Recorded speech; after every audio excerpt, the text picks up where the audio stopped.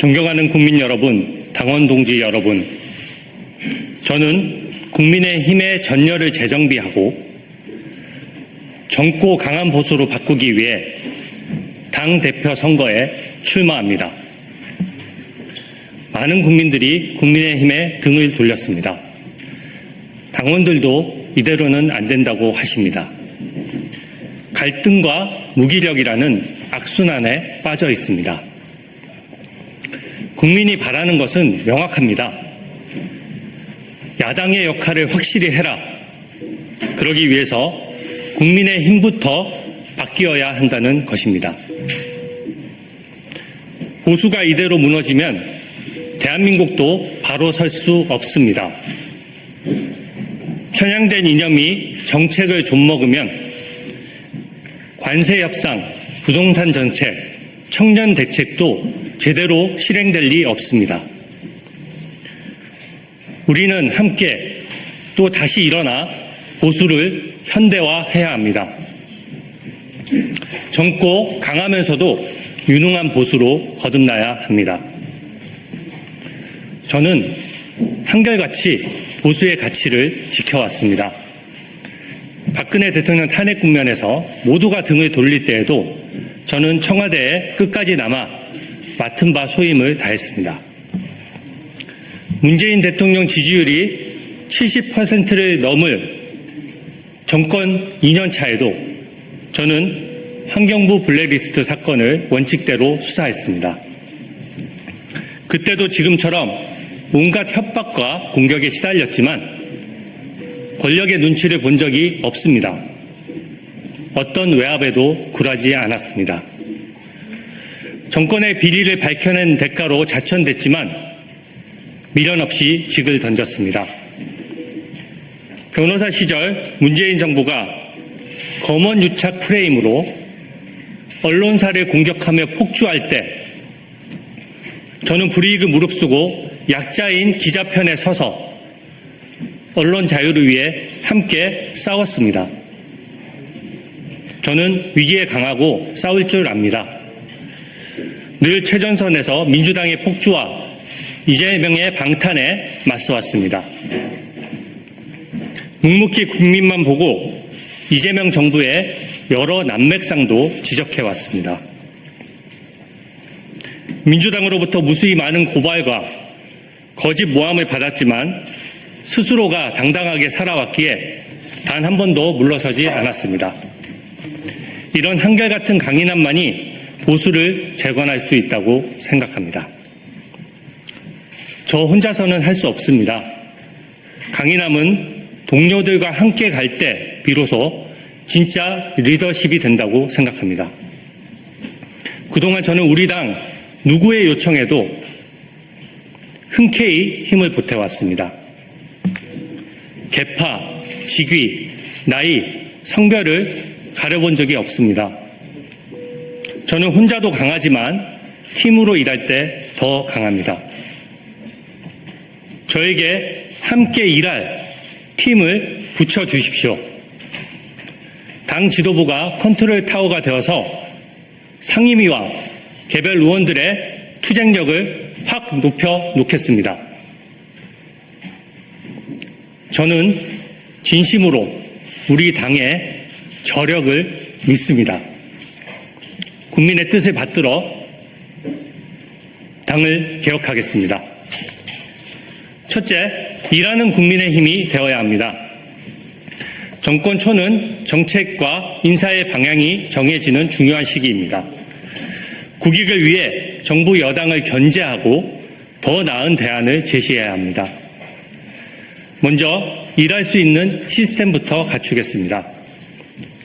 중진 의원들 위주의 경직된 의사결정 구조부터 당장 바꾸겠습니다. 제가 당대표가 되면 초선 의원들을 대거 기용해 전면에 내세우겠습니다. 국민 앞에 신선함과 열정을 보여드리겠습니다. 보좌진과 당직자들을 눈에 띌 정도로 확실하게 중용하겠습니다. 갑질이 아닌 수평적 파트너십으로 시너지를 내고 민주당과도 차별화할 것입니다. 남탓 공방으로 분열할 것이 아니라 새 일꾼을 발굴하는 것, 이것이야말로 진정한 인적 쇄신이라고 생각합니다. 일하는 사람이 힘나도록 신상필벌 원칙도 확립하겠습니다. 제가 당대표가 된 후 일어나는 해당 행위에 대해서는 그 누구보다 단호하게 대처해서 기강을 잡겠습니다. 둘째, 민주당과 차별화된 정책으로 대한민국 미래를 지키겠습니다. 특히 청년 대책과 지방 균형 발전에 집중하겠습니다. 청년에게 빚을 떠넘기는 데 급급한 민주당은 절대 못할 일이기에 우리 국민의힘이 해야 합니다. 대기업의 20대 비중은 불과 2년 사이에 25%에서 21%로 급감했습니다. 청년의 사회 진출이 늦어지면서 청년의 이해관계를 대변할 통로는 점점 좁아지고 있습니다. 청년 일자리와 주거 문제부터 해결해야 출산율도 회복될 것입니다. 국민의힘은 2030 세대의 절박한 목소리에 더 귀 기울여야 합니다. 청년의 권익을 대변하는 그런 정당이 되어야 국민의힘의 미래가 있습니다. 지방의 인구 유출과 수도권의 과밀화는 정말 심각한 수준입니다. 현재 대한민국처럼 수도권에만 몰려서 한정된 국토만 이용하는 나라는 세계적으로 없습니다. 지방에 양질의 일자리와 인프라를 많이 만들면 수도권 과밀화도 막고 덩달아 수도권 집값도 잡을 수 있습니다. 획기적인 수준의 지방 균형 발전이야말로 대한민국의 경쟁력도 살리고 국토도 고루 활용하는 길이라고 확신합니다. 셋째, 민주당은 절대 하지 못할 개혁부터 추진하겠습니다. 차별화 전략입니다. 출판 기념회를 통해 국민 몰래 돈을 걷거나 약자에게 갑질하는 행태부터 근절하겠습니다. 어제 강선우 의원이 여론에 떠밀려 물러났지만 끝내 상처 입은 보좌진들에 대한 진심 어린 사과는 없었습니다. 구조화된 갑질을 없애야 합니다. 권력자라고 해서 법 앞에 특혜를 보거나 방탄하지 못하도록 하겠습니다. 민주당은 요상한 TF까지 만들어서 이재명 대통령의 대북 송금 재판 등을 공소 취소하려고 길을 쓰고 있습니다. 국민과 함께 제가 막겠습니다. 이념에 치우친 친중 친북 정책으로 인해 대한민국 국민이 오히려 역차별 당하는 일이 없도록 하겠습니다. 외국인이 우리 국민의 세금을 부당하게 빼먹을 수 없도록 각종 제도를 패키지로 손볼 것입니다. 넷째, 잘못된 과거와의 단절은 필수입니다. 계엄을 옹호하거나 전직 대통령의 복귀를 주장하는 것은 우리 당의 확장성을 스스로 가두는 것입니다. 과거에 얽매일수록 선거 패배는 반복될 수밖에 없는 구조입니다. 당과 윤 전 대통령 모두에게 도움이 되지 않습니다. 윤 전 대통령도 그 사실을 알기에 당에 부담을 주지 않고자 자진 탈당을 했던 것입니다. 전직 대통령이나 현직 대통령이나 법 앞에서는 누구나 평등합니다. 절차의 적법성은 보장받되 특권은 누릴 수 없고 마음에 들지 않는 결과도 수용해야 합니다. 이것이 국민의힘이 민주당과 본질적으로 다른 부분입니다. 우리는 여당으로서 역할을 제대로 하지 못해 정권을 잃었고 대선에서 패배했습니다. 과거에 책임 있는 분들이 당을 앞장서서 이끌 수는 없다고 생각합니다. 당을 위해서 묵묵히 헌신하면서 백의종군하는 시간이 필요합니다.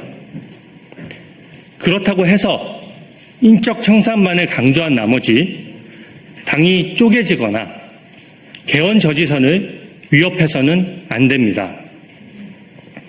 정치는 현실입니다. 개혁은 민주당의 독재를 막고 국민의 자유를 지키기 위한 수단이어야 합니다. 이재명 정부와 민주당은 거대 권력에 취해서 야당 없는 독재 국가, 대통령 재판의 공소 취소, 사법체계의 장악과 대통령 연임까지 꿈꾸고 있는 실정입니다. 자기들이 고른 특검으로 내란과 외환 프레임을 마구 덧씌워 국민의힘을 해산하겠다고 합니다. 민주파출소를 만들어서 평범한 국민들의 SNS 활동까지 고발하고 수사기관은 권력자가 아닌 국민을 수사하고 있습니다. 이런 민주당의 폭주 상황에서 개헌 저지선까지 무너뜨리는 것은 역사에 죄를 짓는 것입니다. 저는 민주당에게 독재 방탄의 꿈은 빨리 깨시라고 당당히 말씀드립니다. 제가 가장 앞장서서 우리 당과 국민의 자유를 지키겠습니다. 저는 진심으로 대한민국과 우리 당이 걱정되어 나왔습니다. 나라 걱정에 밤잠이 안 온다는 분들이 많습니다. 저는 국민의 눈높이를 금과 옥조로 새기고 당원들과 함께 뜻을 모으면 해낼 수 있다고 판단했습니다. 사랑하는 우리 당을 반드시 재건하고 젊고 강한 대표가 되겠습니다. 보수 정치에 젊은 새바람을 불어넣고 세대 교체를 이루겠습니다. 경청해 주셔서 감사합니다.